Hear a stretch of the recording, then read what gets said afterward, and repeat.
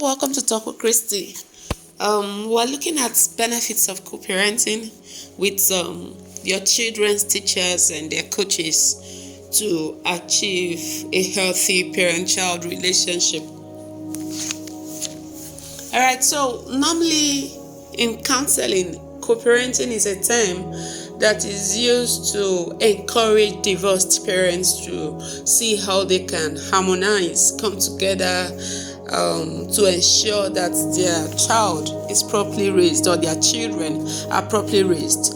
But being that it's my field and it's something I'm very much interested in, and I do this with passion, I want to see how parents can also work with coaches and their children teachers to do effective co-parenting, to work together, allow these people, get them in and work with them, in ways that can help you achieve better results with parenting. So co-parenting with a significant person in the life of your child could be one of the most rewarding steps you could ever take as a parent, so as to achieve a more predictable outcome in your journey to effective parenting. All right, so it's something you can really do to make gain with it. So we said some time ago that it's a healthy fit for parents to have pictures of how great they expect their kids to become and work towards such beautiful visions. Every child comes into a family as being inexperienced, open, without knowledge of wrong or right. Children come without any prior knowledge of what should or shouldn't, until the family chooses to nurture the child in ways that agree with what they call their own family norms and values. So parents will now begin to play roles in the life of the child to bring the child to a certain knowledge. Okay, so these norms and values may sometimes be presented to the child as rules that must be strictly followed. Parents will present them to the children or to their children or to their child as something that ought to be done, as something that ought to be practiced. Okay, like for instance, do not lie. All right, so parents will make it strict on the child not to lie. And how will the child learn not to lie? Is in the process of the child being with the parents in the parents' day-to-day activities. So the parents will now have to be the child's first teacher. All right. So the parents will now have to present those norms and values to the child through the parents' day-to-day routines, the parents' lifestyle. All right. So the parents will now pass these very rules they have as their family culture to the child through the parents' day-to-day activities. But something happens. Now you present these rules to your child and you say they are must do. That's very strict rules. But where we parents sometimes miss it is that through our day-to-day activities, we lose grip of what we are told our children that they should do, those things we call rights. We lose grip of them. Okay, those things we expect the children, we handle them with a loose hand, right? And we go about doing what we are used to, what we are accustomed with, what we're used to doing. And in the process, we do these things, the actions and the deeds that we do not expect our children to emulate because they are not part of our family culture. It's not something that will speak well of us. So, but we go about doing them. And instead of the expectation that we usually have of the child, being who we want the child to be, sometimes the child begins to learn because the child begins to think, well, Daddy says I shouldn't do this thing, Daddy does it. Mommy says I shouldn't say these things, Mommy say them. All right. So now the child will pick those actions and deeds that you have told them is not part of your family rules. Okay.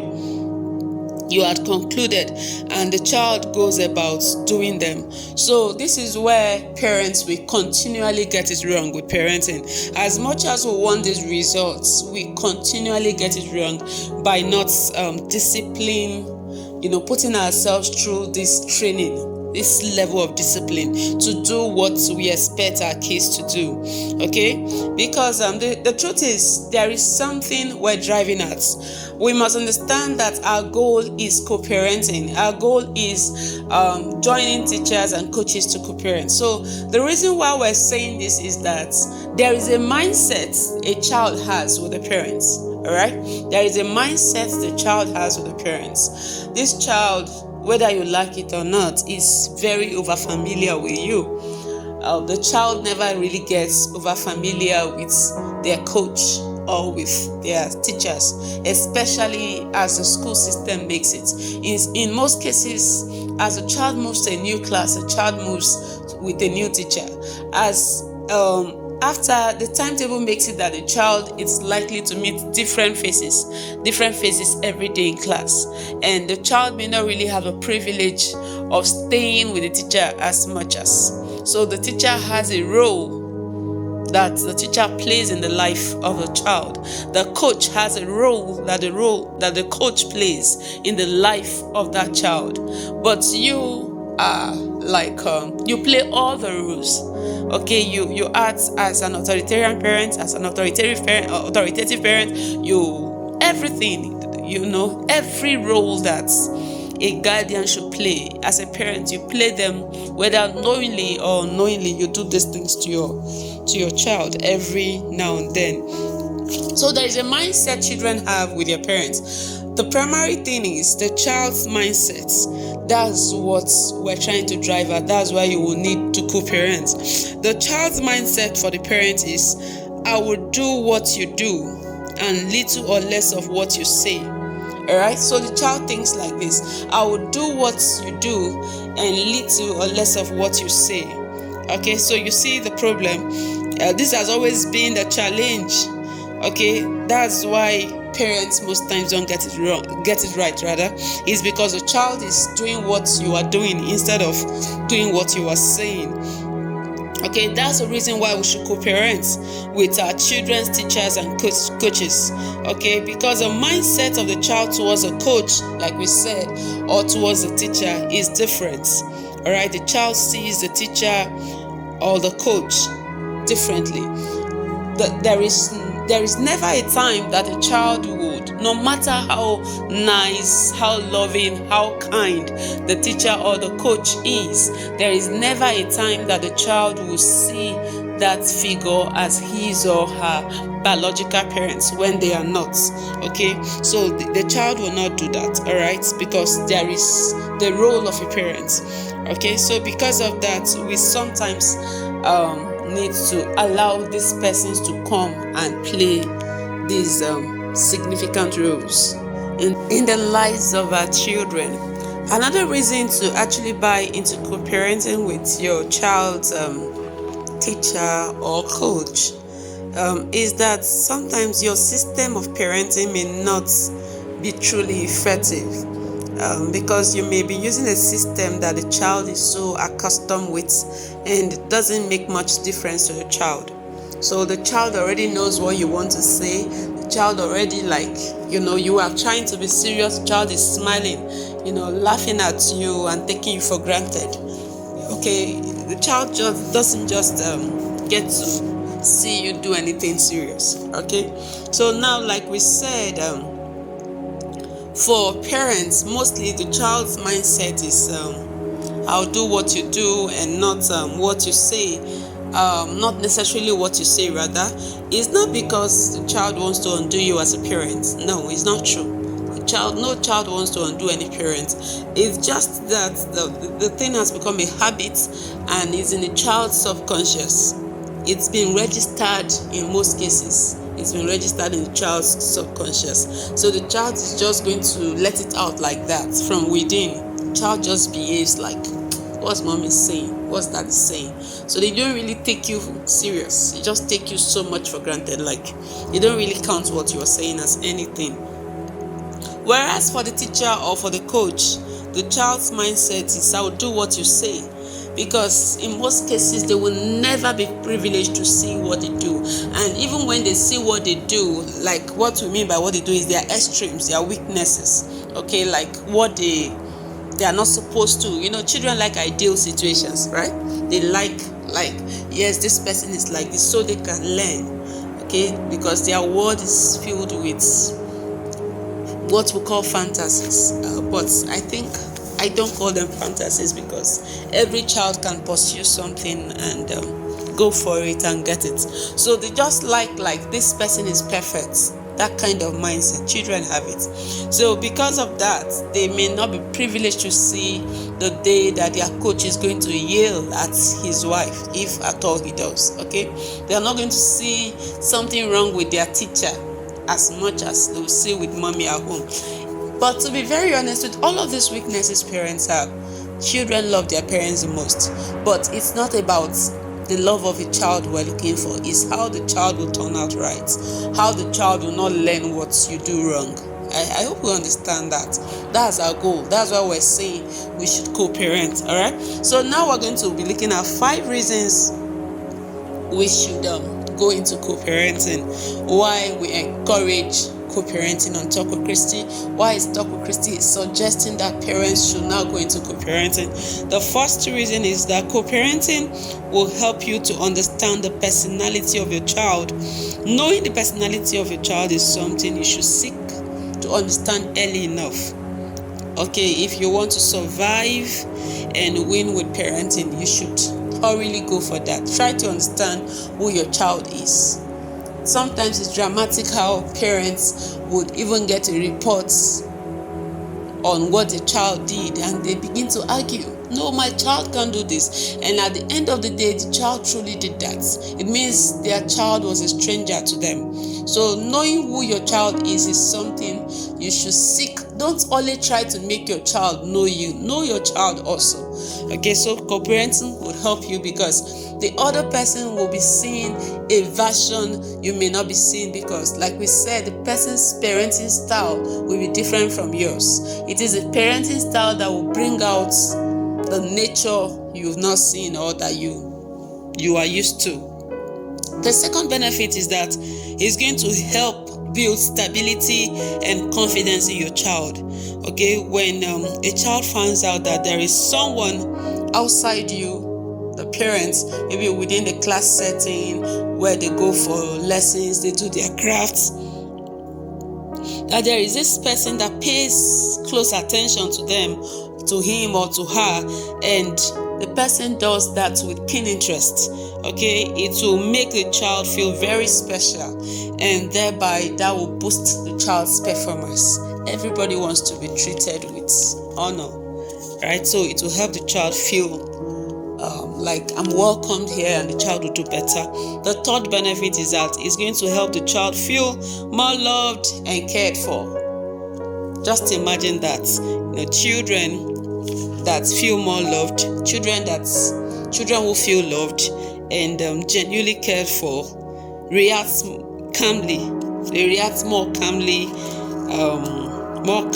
more intelligently to troubling situations. They are calm on their inside, so it's easy for them to absorb things and like, what's happening here?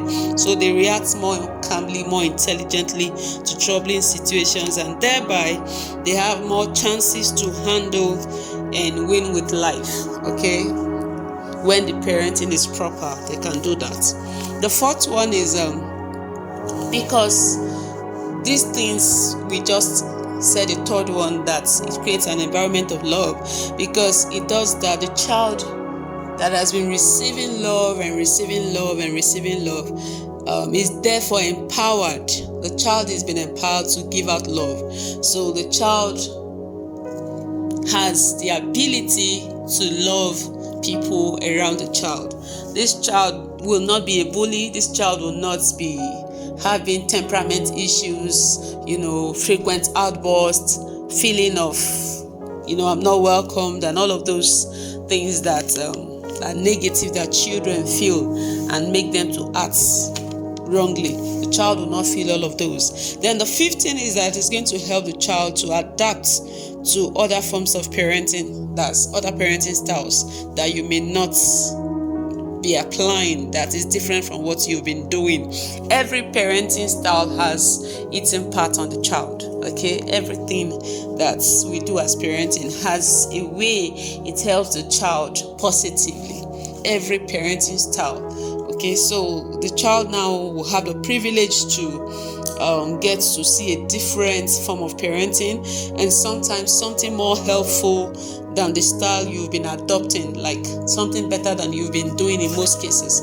Alright, so no parenting style is ultimate, but for instance, if you had been a permissive parent all your life and your child talks to you very rudely, for instance, you need someone that is an authoritarian to deal with the child, not like to have sessions with the child.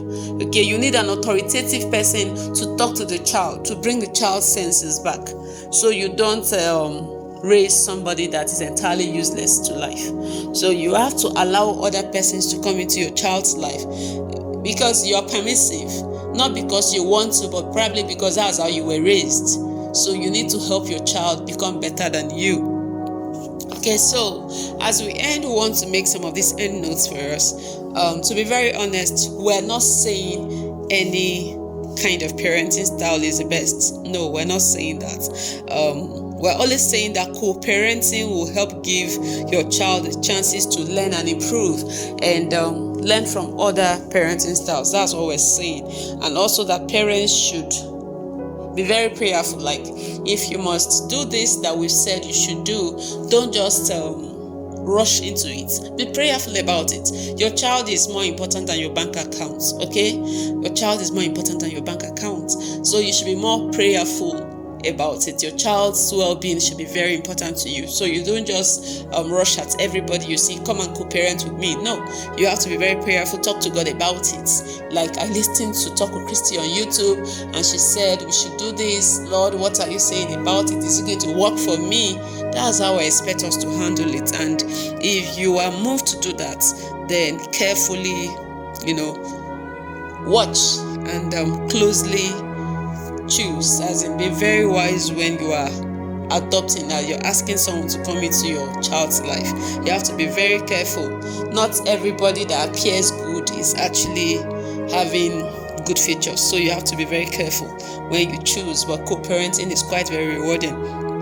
Co-parenting is actually an excellent thing to do, but it should be done with caution. Like, we should be very careful doing it. All right, so the 5 things we mentioned, if we must remember, we said the 5 reasons that we should co-parent. The first one, we said it will help you understand your child's personality. We said the child will gain stability and confidence as a second thing. We said it will make your child feel more loved. It will also empower your child to love others, okay, by receiving so much of this love. And we said it will help your child to adapt to guidance, that's to different parenting styles. All right, so thank you. We urge that you subscribe to our channel now. Subscribe, it's going to help you do better. It's going to, if you had learned anything, then know you learn more. So subscribe to stay updated with awesome contents. Go ahead, share this video with your family and with your friends, and then leave a comment in the comment section. If there is something you ought to find out from us, we encourage that. Please go ahead and ask. All right, so do that, and we love you. We ask that you stay blessed. Thank you.